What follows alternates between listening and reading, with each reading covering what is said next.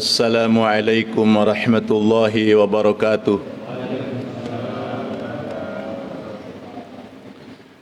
Innal hamdalillahi nahmaduhu wa nasta'inuhu wa nastaghfiruh wa na'udzu billahi min syururi anfusina wa min sayyiati a'malina. May yahdihillahu fala mudhillalah wa may yudlil falan tajida lahu waliyyan mursyida. Allahumma salli wa sallim wa barik ala sayyidina Muhammad. Allahumma salli ala sayyidina Muhammad wa ala alihi wa ashabihi ajma'in, amma ba'du. Yang kami muliakan para jamaah Masjid Baitus Salam, bapak-bapak dan ibu-ibu yang dimuliakan Allah. Pripun kabar sedoyo, sehat nggih? Alhamdulillahirabbil alamin. Semoga sehat badannya, sehat rohaninya, juga sehat duitnya.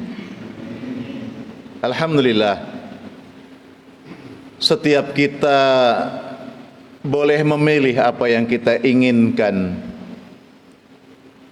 Ada yang ingin duduk paling depan, ada yang ingin di samping, di belakang, atau bahkan nyender, bersandar di dinding atau di tiang. Itu pilihan. Dulu ketika kita sebelum punya rumah, nengok cari di mana saya nanti punya rumah, dengan kriteria seperti apa. Subhanallah. Kata Rasulullah sallallahu alaihi wasallam, orang-orang yang beriman kepada Allah akan dibangunkan sebuah tempat tinggal istimewa, dan tempatnya di dalam surga. Senang napa senang niki? Jadi ada orang yang akan dibangunkan sebuah tempat tinggal, istana yang indah, dan tempatnya di dalam surga. Siapa mereka yang akan mendapatkan itu? Mereka yang memelihara, menjaga 12 rakaat salat sunnah. Di dalam riwayat yang lain 10 rakaat. Man shalla isnatai asyarata raka'atan fi yaumin wa lailatin bunya lahu bihinna baitun fil jannah. Siapa yang memelihara 12 rakaat sehari semalam salat sunnah, tentu bukan yang wajib, Allah akan membangunkan baginya sebuah rumah di dalam surga. Hadirin, riwayat Muslim, hadis yang ke-728. Lalu dirinci di dalam riwayat At-Tirmidzi dan An-Nasa'i. Man shalla fi yaumin wa lailatin sintai asyrata raka'atan bunya lahu baitun fil jannah. 12 rakaat yang ditunaikan, disediakan rumah di dalam surga. Arba'an qabla zuhri wa raka'ataini ba'daha. Apa itu? 4 rakaat sebelum zuhur, 2 rakaat setelah zuhur. Sudah melaksanakan ya? Insya Allah. 4 sebelum zuhur, 2 sesudah zuhur. Wa raka'ataini ba'dal maghrib, 2 rakaat setelah maghrib. Wa raka'ataini ba'dal isya, 2 rakaat setelah isya. Wa raka'ataini qabla salatis subhi, ay qabla salatil fajri, 2 rakaat sebelum salat subuh. Jumlahnya 12 rakaat. Subhanallah. Lalu ada yang mengatakan 10 rakaat. Riwayatnya Bukhari wa Muslim. Siapa yang menyampaikan ini? An Ibni Umar radhiyallahu anhuma, dari Ibnu Umar bin Umar ibn Khattab, Abdullah bin Umar bin Khattab, semoga Allah meridai keduanya. Apa dikatakan? Hafidzu an Rasulillah sallallahu alaihi wasallam 10 rakaatin. Kata Abdullah bin Umar, aku menjaga, aku memelihara sebagaimana Rasulullah menjaganya, sebagaimana Rasulullah memeliharanya. Apa itu? 10 rakaat sehari semalam itu. Apa? Rak'ataini qabla zuhri wa rak'ataini ba'daha wa rak'ataini ba'dal maghrib wa rak'ataini ba'dal isya'i wa rak'ataini qabla salati subhi. 10 rakaat. Kalau yang di awal 12 itu 4 sebelum zuhur, kalau yang ini 2 sebelum zuhur. Jumlah 10 rakaat. Kalau ada pertanyaan siapa sahabat yang amalannya mirip seperti amalan Rasulullah, jawabannya tidak lain adalah Abdullah bin Umar, yaitu putranya Umar ibn Khattab radhiyallahu anhuma. Jangankan urusan ibadah ditiru oleh Abdullah bin Umar, urusan biasa, urusan umum ditiru. Itu Abdullah bin Umar. Contohnya, ketika dalam perjalanan di malam hari menjelang subuh, Rasulullah bersama sahabat berhenti, kata Nabi, wahai sahabat, berhenti dulu di sini. Ada apa ya Rasulullah? Saya mau buang hajat. Maka Nabi buang hajat agak menjauh dari sahabat. Ternyata pada pertemuan kesekian kali, lama jaraknya dengan Rasulullah setelah Rasulullah wafat, Abdullah bin Umar dengan sahabat melakukan perjalanan. Di suatu malam menjelang subuh itu melewati jalur sebagaimana dulu Rasulullah melewatinya. Di tempat yang sama, kata Abdullah, sahabatku tolong berhenti sebentar. Wah, mau kemana Abdullah? Saya mau ke sono. Mau ngapain? Mau buang hajat. Loh, memangnya pengen buang hajat? Tidak. Dulu Nabi berhenti di sini dan Nabi agak menjauh ke sana melakukan buang hajat, dan aku pun akan melakukannya sebagaimana Rasulullah melakukannya. Itu luar biasa. Kenapa? Ada kecintaan. Hadirin yang dimuliakan oleh Allah, dari yang kita sebutkan tadi ada keutamaan. Pertama, kita awali dari qobliyah subuh, atau disebut dengan salat sunnah fajar. Apa dawuhan Rasulullah? Hadis riwayat Imam Muslim, raka'atal fajri khairum minad dunya wa ma fiha. Orang menunaikan 2 rakaat sebelum subuh itu, selesai kumandang azan subuh, lalu melakukan salat 2 rakaat qobliyah subuh. Apa kata Nabi? Amalan tersebut lebih baik daripada orang yang memiliki harta dunia dan seluruh isinya. Subhanallah. Artinya apa? Orang yang kaya tidak melaksanakan 2 rakaat sebelum subuh, ada kerugian. Apalagi sudah miskin. Nah, mudah-mudahan kita ini tergolong orang-orang yang senang untuk melaksanakan qobliyah subuh, pahalanya besar. Cuma begini Pak, amalan-amalan sunnah itu selalu ditampakkan oleh Nabi, selalu diberikan motivasi oleh Rasul untuk melakukannya, diberikan bab keutamaan. Sementara amalan yang wajib itu sederhana. Kalau amalan sunnah, sholat tahajud, sholat rawatib, sholat duha, sholat-sholat yang lain, keutamaannya besar, sehingga ada orang mengejar keutamaan itu, tahajud terus, tidak sholat subuh. Ada orang itu kecil. Kenapa? Pahalanya besar sunnah. Kalau yang sunnah saja sudah sekian besar, sedemikian besar nilai pahala keutamaannya, apalagi yang wajib. Mestinya begitu cara berpikirnya. Kalau qobliyah subuh saja betapa besar nilai pahalanya, lebih baik daripada dunia dan seluruh isinya, apalagi sholat fardu subuhnya. Begitu mestinya. Para jamaah yang dimuliakan Allah, di antara orang munafik, tanda daripada orang munafik adalah mereka berat untuk menunaikan sholat isya berjamaah dan sholat subuh berjamaah. Itu tanda munafik. Maka panjenengan Bapak Ibu yang hadir ke masjid ini ingin membebaskan sifat-sifat buruk itu.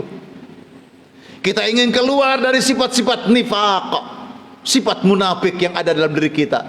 Caranya apa?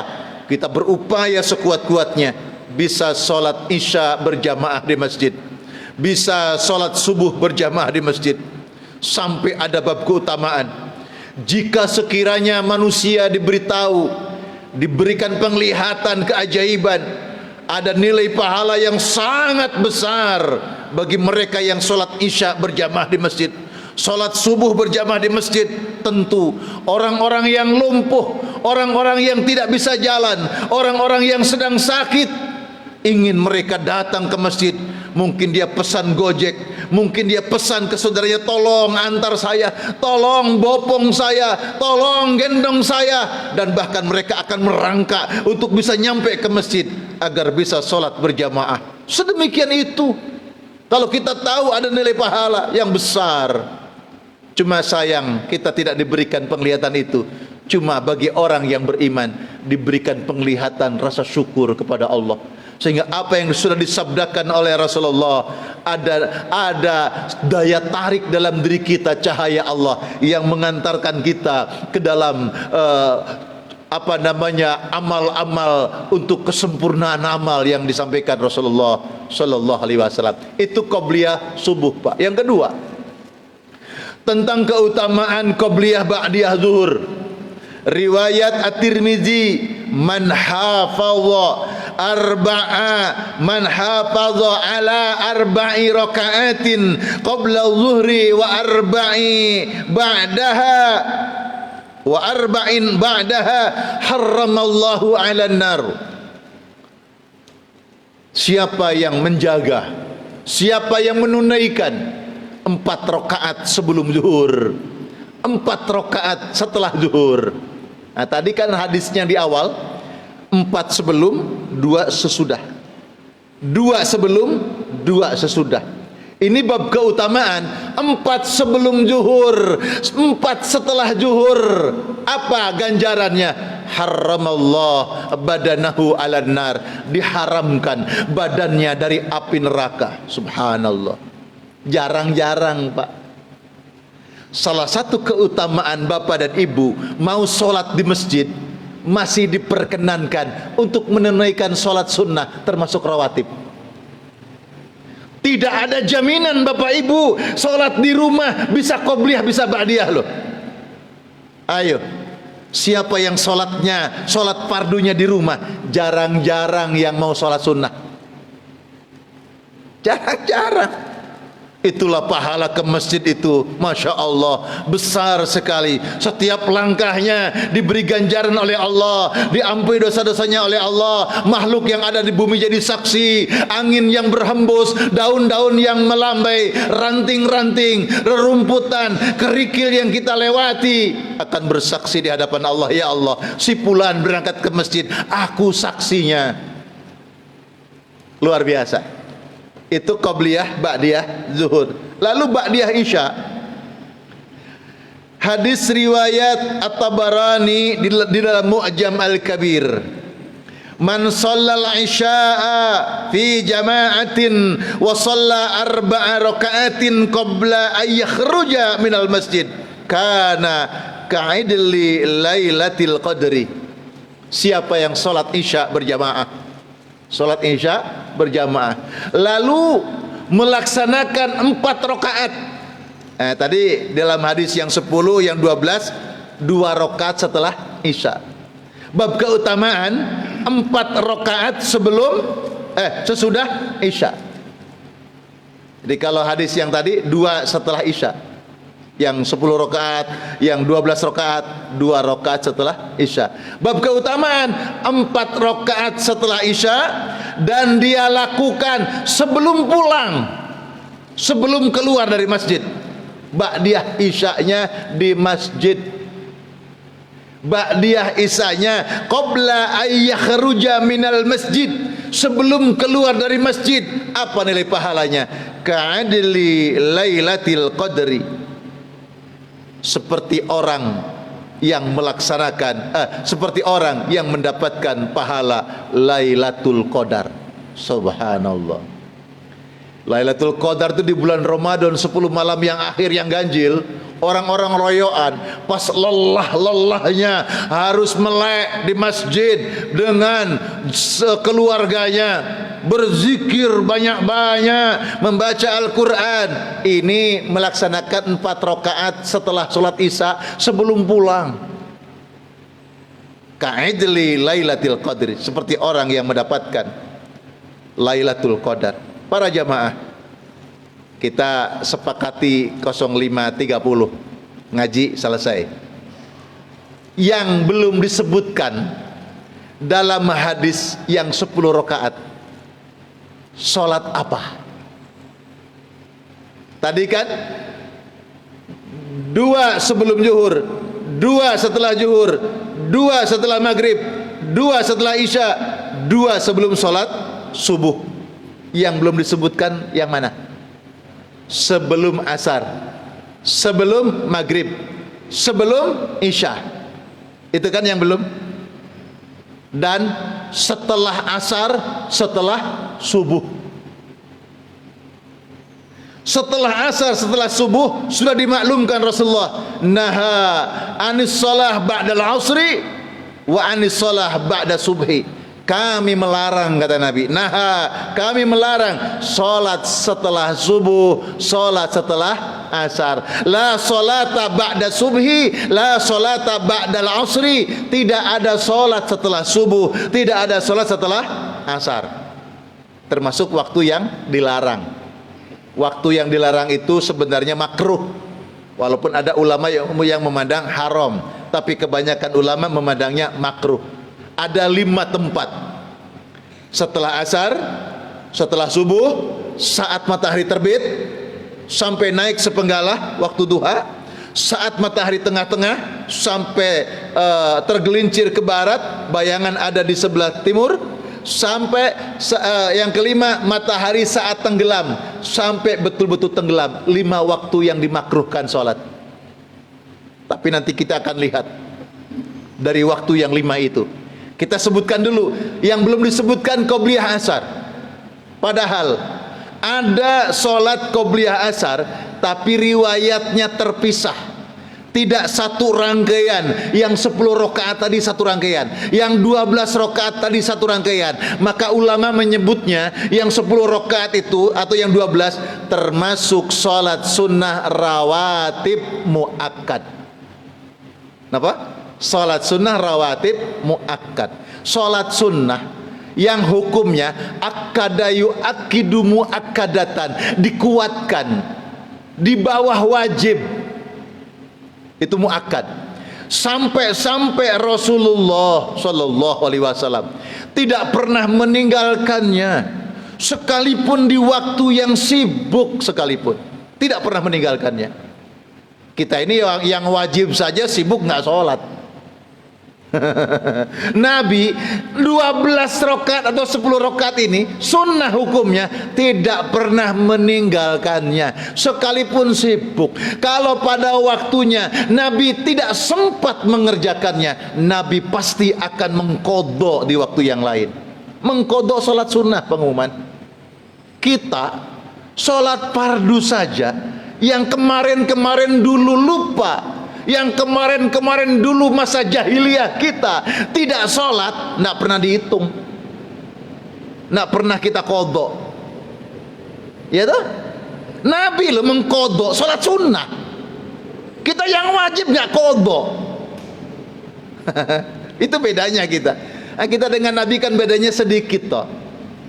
Nabi itu sedikit-sedikit sholat, kita sholat cuma sedikit, itu. Nabi sedikit-sedikit zikir, kita zikirnya cuma sedikit. Ya Allah, bedanya cuma sedikit. Nabi itu sholat sunnah aja dikodok, yang 10 rakaat yang rawatib muakkad itu. Nanti kita akan jelaskan. Nah, kita akan sebutkan dulu qobliyah asar tidak disebut, padahal ada hadisnya dari Abu Dawud, sanadnya sahih. Apa itu? Anna Nabiyya sallallahu alaihi wasallam an Ali bin Abi Thalib radhiyallahu anhu, dari Ali bin Abi Thalib bahwa Nabi sallallahu alaihi wasallam kana yusalli qabla al-asri rak'atain bisanadin sahihin, adalah biasa kalau Nabi Muhammad itu melaksanakan 2 rakaat sebelum asar. Oke, ada qobliyah asar ternyata. Ada. Ternyata ada, bukan hanya ada, punya keutamaan, keistimewaan. Apa keistimewaannya? Rahimallahu mra'an shalla qabla al-asri arba'an.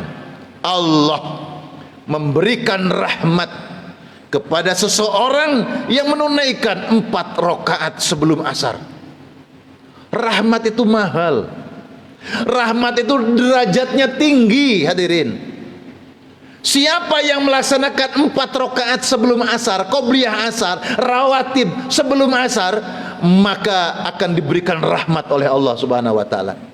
Jadi kalau kita mengenal rawatib itu ada 2, rawatib muakkad, rawatib ghair muakkad. Kalau rawatib muakkad di bawah wajib hukumnya.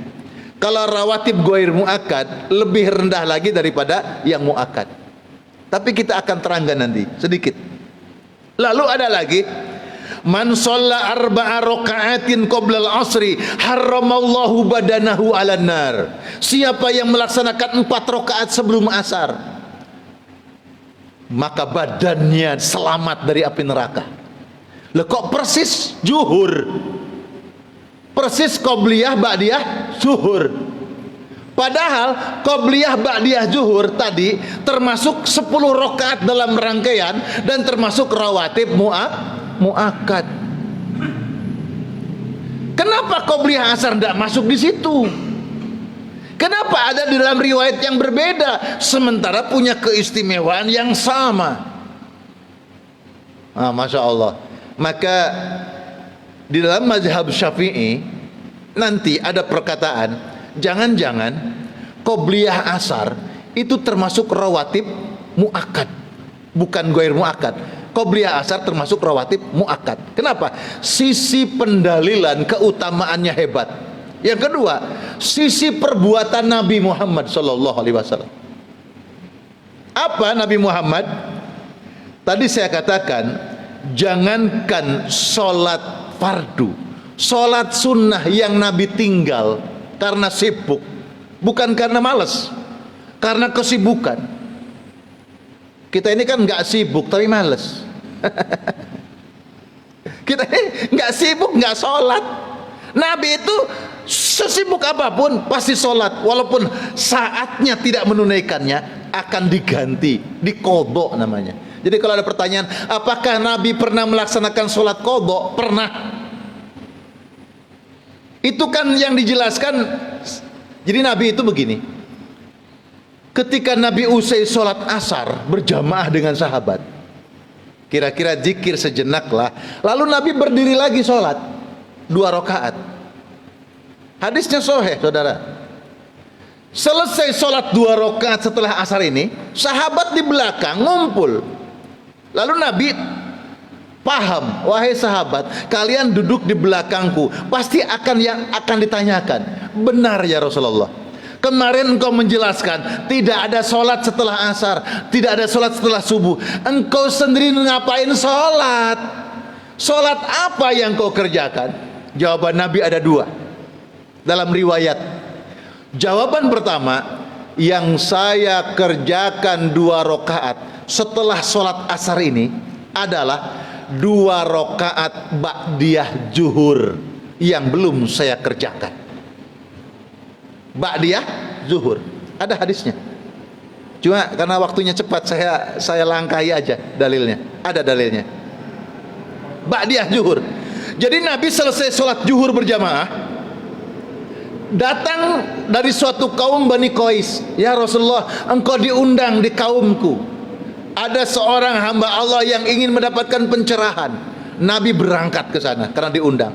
Padahal belum ba'diyah zuhur. Selesai asar, begitu masuk masjid, sahabat itu sudah duduk semua. Dan Nabi itu tidak senang kalau menjadi beban sahabat. Maksudnya, kalau Nabi qobliyah asar dulu, sahabat jadi nambah nunggu. Maka Nabi itu praktis, ya sudah, qomat. Salat asar berjamaah. Maka kata Nabi, yang aku kerjakan 2 rakaat setelah asar ini adalah qobliyah asar yang belum aku kerjakan. Jadi ada jawabannya dua. Nabi sholat setelah asar 2 rakaat. Yang pertama mengkodok ba'diyah zuhur. Yang kedua mengkodok qobliyah asar. Ini yang dikatakan kemudian, sampai demikiankah qobliyah asar saja dikodok? Jangan-jangan memang qobliyah asar termasuk rawatib muakkad sampai dikodok. Hadirin yang dimuliakan Allah, ini kan contoh yang sunnah Pak Ustadz. Adakah contoh yang wajib? Oh ada. Perjalanan menjelang subuh malam hari itu Nabi berhenti di suatu tempat. Sahabat, berhenti sejenak, aku ngantuk berat nih, aku mau istirahat. Bilal, kamu jaga. Maka Bilal jaga, tidak tidur. Tapi lama sahabat yang duduk itu rebahan tidur semua. Bilal pun akhirnya ikut tidur. Bangun-bangun kira-kira jam 7:30 atau jam 8 pagi. Nabi bangun duluan. Loh, sudah siang. Bangun, bangun Bilal. Oh, kamu tidur juga ternyata. Bangun, bangun. Apa yang dilakukan? Bilal, ayo ambil wudu. Ambil wudu. Setelah itu apa? Bilal azano. Bilal suruh azan. Ayo neng masjid kene jam 8 azan. Azan opo kira-kira? Azan no. Azan. Habis azan apa? Qobliyah subuh. Habis qobliyah subuh, qomat. Baru sholat subuh berjamaah. Itu namanya qadha. Qadha itu apa? Melaksanakan sholat di luar waktu yang sebenarnya. Melaksanakan amalan ibadah di luar waktu yang sebenarnya. Itu namanya qadha. Sampean poso, nggih. Poso apa? Ramadan. Iki lho dudu Ramadan. Berarti puasa qadha. Puasa qadha. Karena sholat qadha, puasa qadha. Kalau sholatnya itu dilakukan tidak qadha, nggak boleh malah. Inna sholata kanat alal mu'minina kitabam mauquta. Sholat itu ditunaikan pada waktunya. Kalau di luar waktunya namanya qadha. Itu masalah yang qadha fardu. Nabi pernah kalau kita sering. Ya Allah, para prajurit itu sering saya guyoni. Sampean itu iso tangi lebih awal Senin sampai Jumat tok. Kenapa? Bangun jam 3 sudah bangun. Kenapa? Takut ketinggalan neng kantor. Tapi nih hari libur Sabtu Minggu tangi nih jam 09. Kenapa? Libur. Sak salatnya libur. Nauzubillahi min dzalik. Hadirin yang dimuliakan Allah. Pak Ustadz, itu kan Nabi sholat setelah asar. Itu kan Nabi. Kita kan bukan Nabi. Ayo terus ngomongiku. Nabi itu masuk surga. Itu kan Nabi. Saya kan bukan Nabi masuk. Mau begitu? Kan ada orang mengatakan gitu tuh. Itu kan Nabi sholat ba'diyah asar. Saya teruskan. Nabi itu masuk surga. Kita kan bukan Nabi masuk. Ayo kapokmu di mana? Nabi itu uswatun hasanah, figur contoh teladan untuk bisa ditiru. Kalau kita memang tidak sempat, boleh. Tadi yang datang sudah dimulai sholat, belum qobliyah subuh, boleh setelah ngaji ini qobliyah subuh. Atau sekarang qobliyah subuh, boleh. Boleh. Saya dulu tahun 2000-an melakukan itu. Oh, jamaah protes semua. Pak Ustadz, sholat apa? Nggak boleh itu sholat. Ini bid'ah gitu kan. Saya diem aja. Ya sudahlah, menghadapi orang yang belum tahu bagaimana. Setelah punya kesempatan, saya buka dalilnya.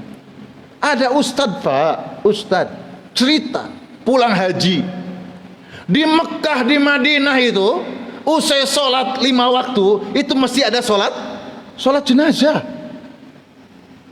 Nggih. Tak terkecuali habis asar ada sholat jenazah, habis subuh ada sholat jenazah. Ini ustadz yang ngomong, tapi tidak saya sebutkan namanya. Saya itu tidak pernah ikut itu sholat jenazah habis asar, habis subuh. Kan nggak boleh sholat di waktu itu. Waktu itu saya jadi santrinya. Saya ikut ngaji seperti bapak-bapak. Selesai ngaji saya deketin sang ustadz. Pak Ustadz, saya punya kitab Sunan Abu Dawud, Sunan At-Tirmidzi, tebalnya segini. Apakah Pak Ustadz sudah pernah membaca? Kalau Pak Ustadz berkenan, saya bawakan untuk dipinjem. Di situ dikatakan, apalagi namanya kota Mekah, 24 jam tidak ada waktu larangan sholat. Itu pertama. Di Mekah itu tidak ada waktu larangan sholat selama 24 jam. Itu di Mekah. Beda di Madinah, masih berlaku seperti di sini. Kalau di Mekah itu. Jadi boleh. Dulu juga sama, Pak. Jadi akibat pemahaman yang kurang pas, tidak ada sholat setelah asar, tidak ada sholat setelah subuh, dan dilarang sholat setelah asar, dilarang sholat setelah subuh. Ya Allah, orang-orang pulang dari masjid sholat asar, Pak. Sebelum asar ada orang meninggal dunia, sudah dimandikan, dikapani, tinggal nyolatkan. Saya ajak, Pak, ayo sholat jenazah tetangga kita meninggal. Nggak boleh Pak Ustadz, saya baru selesai sholat asar, nggak ada yang mau nyolatkan, Pak. Saya pengaruhi beberapa orang, ada yang mau, ayo sholat asar. Salah gak apa-apa wis, ngono. Tak ngono nae. Salah gak apa-apa wis, tapi kita melaksanakan kewajiban. Gak ada yang mau, Pak, karena ada pemahaman tidak ada sholat setelah asar. Akhirnya saya dapat kesempatan untuk menyampaikan dakwah. Saya sampaikan. Akhirnya mereka baru tahu. Di waktu yang dilarang itu, Pak, makruh hukumnya, Pak, ada pengecualian. Yang dilarang itu sholat-sholat mutlak saja. Insya Allah kalau potongan kita nggak pernah sholat mutlak, Pak. Sholat mutlak itu orang yang senang sholat, Pak. Tahajud sudah, duha sudah, rawatib sudah. Masih tanya, Pak Ustadz, apakah masih ada sholat sunnah yang lain? Ini orang hobi sholat, Pak. Jadi sholat mutlak itu pokoknya sholat 2 rakaat, niatnya nggak pakai niat. Pokoknya saya sholat 2 rakaat karena Allah. Itu namanya sholat mutlak, dan itu dilarang pada 5 waktu itu.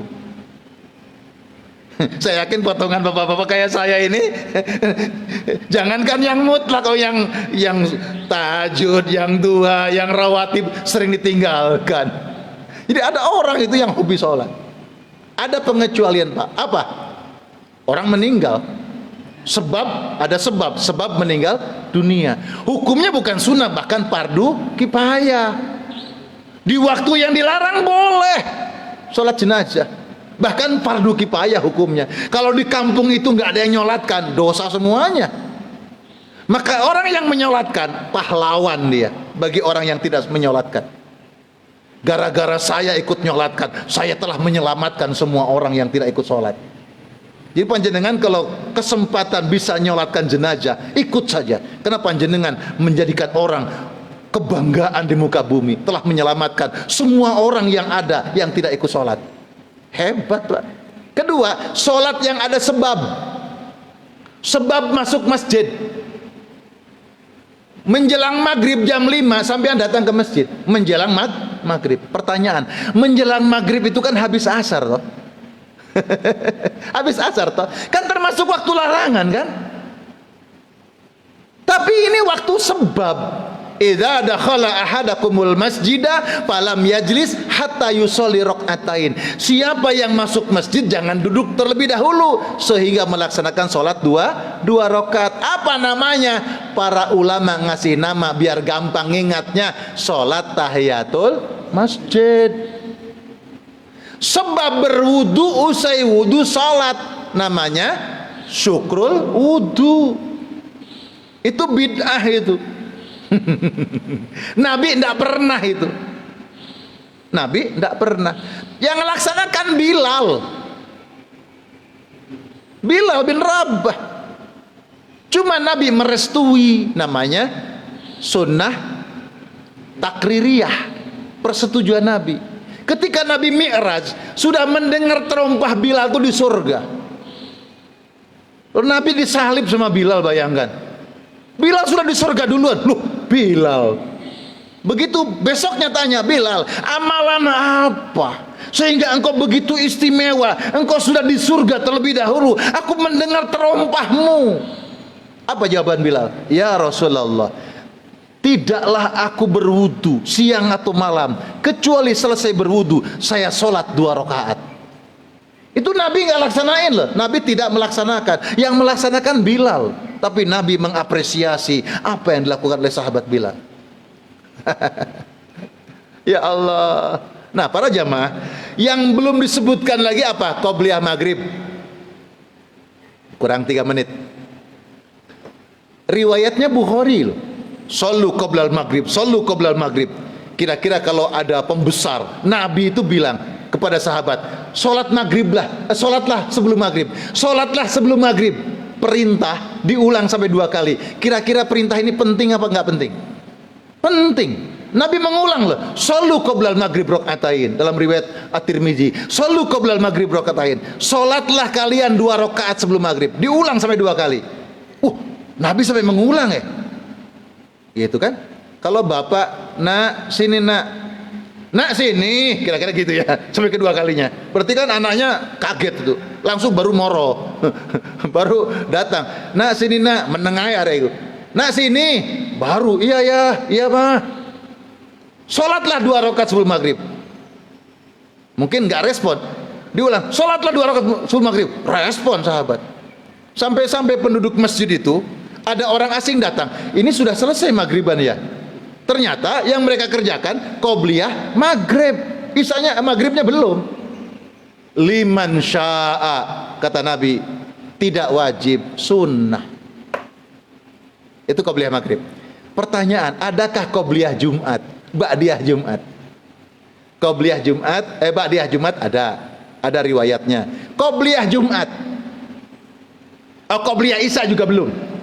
Qobliyah Isya secara periwayatan khusus tentang Qobliyah Isya belum ditemukan hadisnya sampai hari ini. Yang ada hadis yang umum, Bukhari, Muslim. Ma baina kulli adanaini sholatun. Antara azan dan iqamah ada sholat. Diulang, antara azan dan iqamah ada sholat.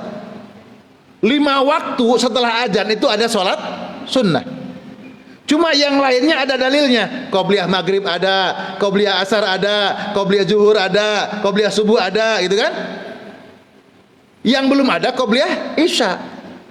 Ketika dalil khusus tentang qobliyah isya belum ada, dalil umum bisa dipakai. Termasuk qobliyah Jumat. Oh, menarik ini, Pak. Nabi ketika di mimbar hari Jumat, sudah naik mimbar, ada sahabat namanya sahabat Sulaik. Masuk masjid langsung duduk. Masuk masjid langsung duduk. Lalu Nabi bertanya, "Hai Sulaik, apakah engkau sudah sholat?" "Belum ya Rasulullah." "Berdiri, sholatlah 2 rakaat dengan agak ringan, agak cepat." Berdiri, sholat. Pertanyaannya, apa sholat yang dilakukan oleh Sulaik itu? Tahiyatul masjidkah atau qobliyah Jumat? Jarang lah ya begini. Yang umum bahasannya tahiyatul masjid. Jangan duduk terlebih dahulu sehingga sholat 2 rakaat.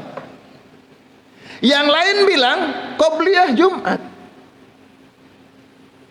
Pertanyaan sekarang, masuk masjid habis azan subuh, lihat di waktu iqamah tinggal 2,5 menit. Tinggal 2,5 menit. 2,5 menit bagi panjenengan cukup untuk sholat berapa rakaat? 2 rakaat ya, kata 2 rakaat. Baik. Ada tahiyatul masjid baru masuk masjid. Ada syukrul wudu barusan wudu. Ada qobliyah subuh. Pilih yang mana? Oke. Milih manapun boleh. Tahiyatul masjid boleh, nggak dilarang. Syukrul wudu boleh, nggak dilarang. Qobliyah subuh tidak dilarang. Di sini nanti ilmu masuk. Pertama, sandaran saya, Fikih Aulawiyah ditulis oleh Dr. Yusuf Al-Qardawi. Kemudian dalam suatu kitab saya lupa, ada kaidah fikih, kaidah usul fikih. Kalau ada amalan yang sama dalam waktu yang singkat, maka kalau pilihannya tepat, amalan yang lain bisa masuk ke dalam amalan tersebut. Contoh, imam sedang ruku, panjenengan bermakmum, Allahu Akbar langsung ruku atau Allahu Akbar ihram. Kalau panjenengan solatnya Allahu Akbar ruku, tidak sah solat panjenengan. Ibadah memasuki ihram. Haji umroh ada ihram, solat ada ihram. Ihramnya solat takbiratul ihram, Allahu Akbar, lalu panjenengan ikut ruku. Tidak perlu Allahu Akbar lagi ruku. Kenapa? Allahu Akbar rukunya sudah diwakili oleh takbiratul ihram. Kalaupun panjenengan mau 2 kali Allahu Akbar ikut ruku, boleh. Tapi kalaupun sekali Allahu Akbar terus jenengan ikut ruku, itu boleh. Takbir yang kedua bisa diwakili oleh takbiratul ihram tadi. Dalam fikih aulawiyah, fikih prioritas, maka pilih yang punya waktu. Jawaban jenengan betul tadi. Waktunya apa? Ya qobliyah subuh. Kalau panjenengan sholat qobliyah subuh, niatnya qobliyah subuh tok wae, itu akan mendapatkan seluruh pahala sholat yang panjenengan inginkan. Tahiyatul masjid masuk, syukrul wudu masuk. Tapi kalau panjenengan sholatnya tahiyatul masjid saja, hanya mendapatkan tahiyatul masjid, tidak mendapatkan qobliyah subuh. Itu dalam fikih aulawiyah. Nah, Jumat tadi sahabat Sulek, apa yang sahabat Sulek lakukan? Jawaban tahiyatul masjid, boleh tahiyatul masjid, nggak dilarang. Tapi ini waktunya kapan? Waktu qobliyah Jumat, karena belum qomat. Kalau dia melaksanakan qobliyah Jumat, tahiyatul masjid masuk di dalamnya, walaupun tanpa meniatkan double. Kan ada orang bertanya, bolehkah menggabung niat? Ada yang membolehkan, ada yang tidak. Tapi yang jelas, sholat tahiyatul masjid tidak boleh digabung dengan sholat qobliyah rawatib, tidak boleh. Kalau tahiyatul masjid bisa gabung dengan syukrul wudu, boleh. Syukrul wudu, tahiyatul masjid digabung. Saya niatnya sholat syukrul wudu sama qobliyah tahiyatul masjid sama syukrul wudu 2 rakaat, Allahu Akbar. Ada yang membolehkan ulama. Tapi kalau menggabungkan niat sholat sunnah yang lain dengan rawatib, itu tidak boleh. Kenapa? Kalau orang cukup dengan rawatib, yang lain sudah masuk. Demikian yang dapat disampaikan. Mungkin karena waktunya harus dipaksa selesai, ini sudah kelewatan 5 menit, mohon dimaafkan kiranya. Ada yang bertanya? Alhamdulillah tidak ada yang bertanya. Kita tutup dengan doa. Alhamdulillahirabbil alamin. Allahumma shalli ala sayyidina Muhammad wa ala alihi wa ashabihi ajmain. Subhanakallahumma bihamdika nashhadu an la ilaha illa anta wa nastaghfiruka wa natubu ilaik. Allahumma anfa'na bima 'allamtana wa 'allimna ma yanfa'una warzuqna ilma yanfa'una. Allahumma ya man 'allamal insan 'allamal insana ma lam ya'lam. Wahai Allah, Engkau pemilik perbendaharaan ilmu yang sempurna. Ajari kami ya Allah ilmu yang kami belum tahu, ilmu yang bisa membimbing kami jalan taat kepadamu, jalan keridhoanmu. Sallallahu ala sayyidina Muhammad walhamdulillahirabbil alamin. Terima kasih para jamaah atas segala perhatiannya. Semoga yang disampaikan ini Allah berikan kekuatan sehingga kita senang untuk melaksanakan salat dan salat. Wassalamualaikum warahmatullahi wabarakatuh.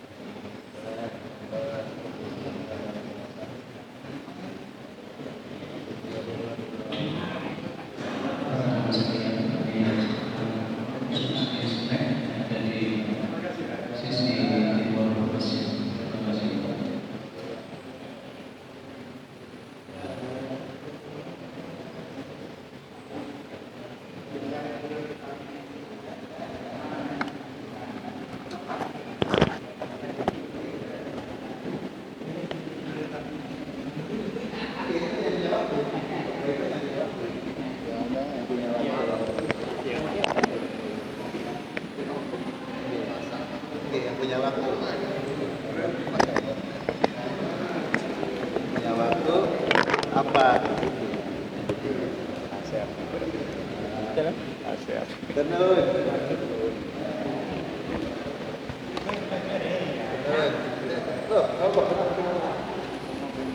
Ustaz. Ngajarnya di mana aja? Saya pernah lihat di Nurul Yakin ya? Enggak. Betul ya? Tidak. Ada yang mirip.